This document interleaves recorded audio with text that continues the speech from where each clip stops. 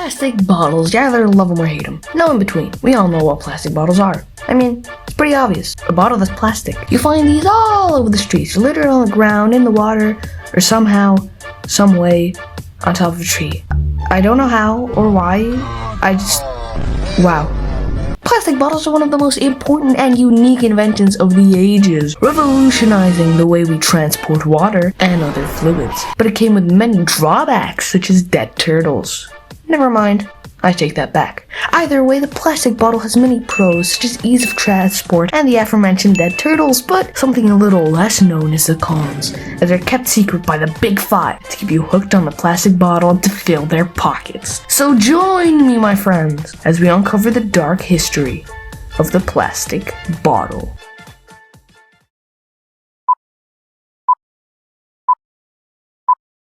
Most people would think that the plastic bottle was an American invention created in the 1950s, but that couldn't be further from the truth. You see, the origins of the plastic bottle actually date back to the Japanese, where they were used during World War II. The plastic bottles allowed for the Japanese military to store water and keep their troops hydrated, making them perfect for combat. This is what fueled the Japanese wars in Asia, allowing them to conquer all of Asia and commit absolutely heinous war crimes, which they still don't acknowledge to this day. Wait, that's actually pretty fucked. At first, the Americans didn't really care, until the Japanese did what's commonly referred to as a pro-gamer move and bombed Pearl Harbor. Because the Americans are a bunch of salty little pricks who can't cope with a little bit of trolling, the Americans declared war on Japan and began their island-hopping campaigns. But the Americans struggled to fight the Japanese as they somehow never were dehydrated, and this would plague their war effort. American spies would work day and night in an attempt to steal the technology, and eventually they found it. The plastic bottle. The plastic bottle would be brought to President Roosevelt, as he would famously say, LMAO, poggers. The Americans would then add 28,000 kilos of sugar to it and deep fry it. Oh wait, no, that's their food. The plastic bottle would be pioneered by the Americans, as they would basically steal the invention like most other American things. This was found out after a CIA document was leaked revealing Project Let's Steal Another Thing and Say It Was Ours, where it was found out that the actual inventors of the plastic bottle were the Japanese. Most historians don't recognize this document, as it apparently is just a drawing made by a kindergartner, but we all know those guys are just a dumb bunch of crusty basement-dwelling nerds. So who really cares anyway? So let's talk about the bottle war. Epic transition! When plastic bottles were created, they had one purpose in mind: money. You see, most bottles at the time were glass, and glass is expensive. And because Americans are cheap bastards, most companies chose plastic to cut costs. And this caused a rift between the pro-glass supporters and the pro-plastic supporters. This was reflected in American politics, as the Republicans would side with the older glass supporters and the Democrats with the younger plastic supporters. This issue would be a pillar of the following American elections, as the Cold War was ensuing and some communist tendencies began to show in the plastic supporters. Tensions would rise as Coca-Cola would move to the plastic bottle, and rage would ensue. The beloved Santa would be seen with plastic bottle, and many parents would now begin to doubt Christmas. And many kids across America wouldn't receive their Christmas presents. This caused a nationwide depression among the youth, especially in the Rust Belt area, contributing to the high crime rates. This is when Pepsi would get its chance to use canned bottles and sneak it under the radar. But for now, no one exactly cared because it's Pepsi. With the introduction of the internet, this beef was taken online as keyboard warriors on both sides tried to prove that the other was wrong by beating the other side in a game of ping pong. And with many more competitors like 7-Up, Fanta, Sprite, Mountain Dew, and even Lipton taking a side, things were getting heated. The general populace would be split, just like the current battle between right and left Twix, but that's a story for another time. The Soviet Union, being America's biggest enemy at the time with and the leading communist superpower, would exploit this weakness, and they would create tension between the American people. One of these examples was the Vietnam War, where the Vietnamese would use glass bottles against pro-plastic soldiers and vice versa. The Soviet Union would of course be at the head of this whole operation, looking to make a rift between within the US military. This would go down in history as one of the most effective PSYOP, leading to an even further divide in American politics. This would be leaked as Pepsi would spread the news with their new canned bottle promotion campaign, showing the people that they needed a new alternative. The US, looking to cut their losses, pulled out of Vietnam, and whilst many think it was due to the peace protests, it was actually due to the bottle riots of 1974. But the tension couldn't be contained as the bottle war would eventually become violent. Following the humiliating loss in Vietnam, fights would break out in the streets, with glass and plastic bottle fans duking it out, whilst the canned bottle supporters would watch from aside. Realizing this, the glass and plastic bottle supporters teamed up and they would fight the canned bottle supporters head on. But due to rumors and plots against each other, the alliance broke down before the canned bottles could be eradicated. All would come to a head on the Battle of Burning Bridge, where the three would fight to the death. Thousands would be killed in a battle,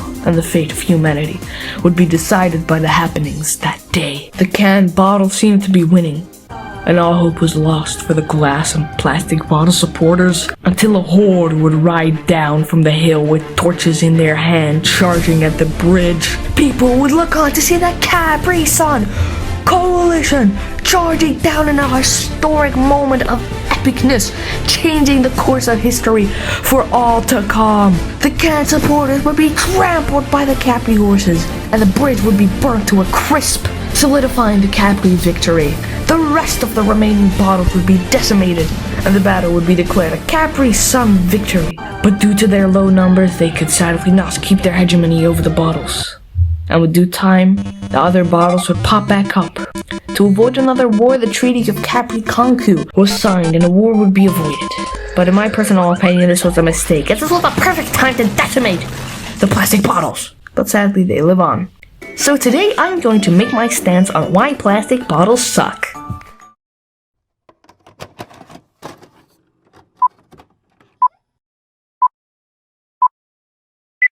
Firstly, let's talk about the most discussed topic, environmental damage. If you aren't a stupid, illiterate IDOT, which you probably are, you would know that plastic bottles are made out of plastic.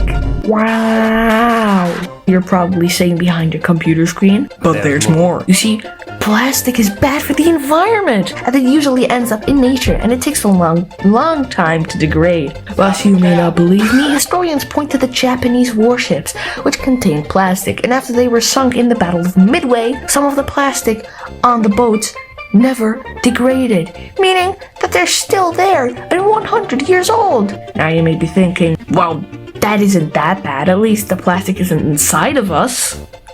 Oh, it's inside you, little Timmy. Wait, no, that sounded... We eat fish. Fish eat plastic. Plastic in fish. Fish in us. Plastic in us. This is a quote by the famous Sun Tzu, making a stance in support of glass bottles. Plastic is also bad because it's made out of the US government's favorite little drink, oil. You see, in the 1930s, when bottles were first being made, it was reported that the Japanese used the help of talented minions to create bottles. But after that, they left to serve a different, most despicable person, whoever that may be. And due to the minions' great intelligence, they found a way to use oil in the creation of plastic. And guess who's got a bunch of oil? America, baby!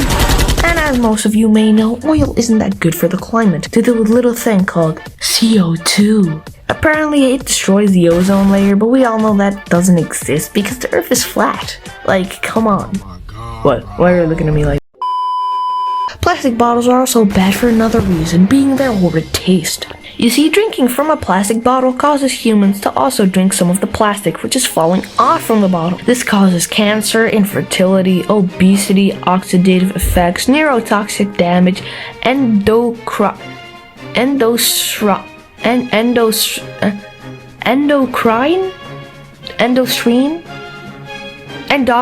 disruption, thyroid damage, and worst of all, just makes it taste a bit weird, doesn't it? Another reason why they suck is because you're literally supporting oppression.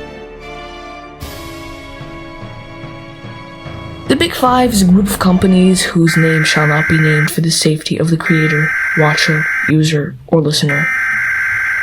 Anything you shall hear from now on is under a NDA, meaning that you may not say anything repeated in this video. I'm just kidding. But the Big Five has a long history with plastic bottles, dating back to the 1963 Pepsi Cola trial. You see, on that fateful day, Santa Claus was drinking his favorite little drink. No, it's not beer, it's cola. Until he was brutally murdered by the alleged Pepsi killer. The court case was long and drawn out due to the nature of the bottle wars. The general populace was once more divided. The trial stood as follows. The Coca-Cola team was charging Pepsi with the alleged assassination of Santa because he supports plastic bottles, whilst Pepsi claims that this is stage defamation to get the canned bottles out of the bottle wars. The Big Five was part of the trial, backing their Coca-Cola friends, whilst the Pepsi side stood alone. This trial was also politically motivated, as the president at the time, being JFK, was supportive of the Coca-Cola plastic side after announcing that in his speech. This was one of the reasons why he was assassinated that year, as pro-glass supporters would kill him whilst he was in Dallas, Texas. The trial ended without anyone being made guilty, as not enough evidence was provided. Anyway, where were we? Oh yeah, the Big Five. Epic and awesome cool transition number 2. These companies control most of the plastic and oil industry, and also control your lives basically, such as the things you watch, eat, use, and drive in. This is because energy is the key in every part of everything, and if you control the oil, control the world. And this is why we must begin a revolution, and we must stand up to the Big Five. We must take back control of our lives. We must show them who's boss, and we shall. So join me, join the Capistone Coalition, and let us ride to victory!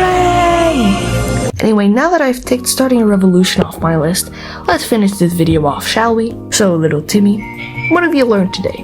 Maybe a little bit about plastic bottles, why they're bad, their true history, and maybe a little bit about the bottle wars. So next time you begin your schizophrenic episode and you see the fog people under your bed, you could tell them a little bit about the bottle war and how you learned about it from this guy on the internet. Anyway, I think that's enough for now.